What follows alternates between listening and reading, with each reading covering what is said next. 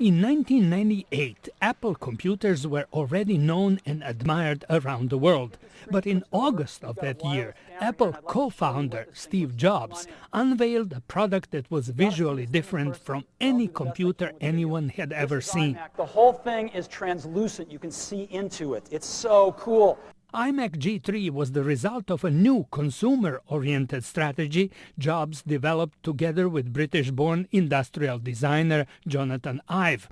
A personal computer, they decided, had to do more than just compute. They were designing products that they themselves wanted to use.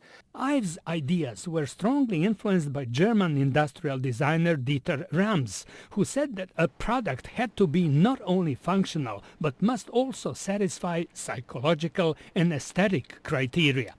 iMac G3 did not have sharp angles. It came in 13 different colors, and its success pointed to the right direction. Steve Jobs really understood the importance of appearance, the importance of enjoyment, the importance of understandability. Don Norman spoke via Skype. 3 years later, in 2001, came the next game changer, the iPod. With rounded edges and a smooth finish, it easily slipped into a pocket or a purse. That same year, expanding on the concept of the user experience, the company began releasing products in their newly dedicated Apple stores and focused on packaging as part of the product. Apple makes the box attractive.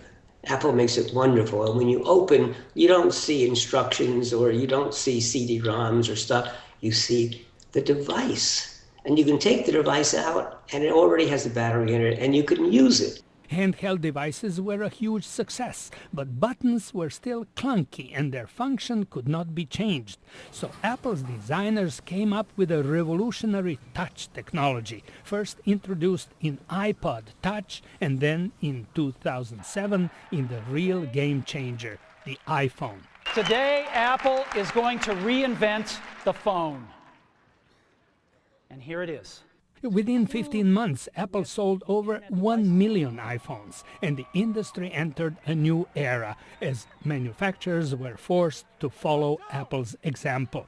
You can't underestimate the impact of Apple has had on the design world in terms of just bringing design, product design, front and center. 5 years after the death of Steve Jobs, his legacy lives on as consumers around the world still crave his company's products. George Putic, VOA News, Washington.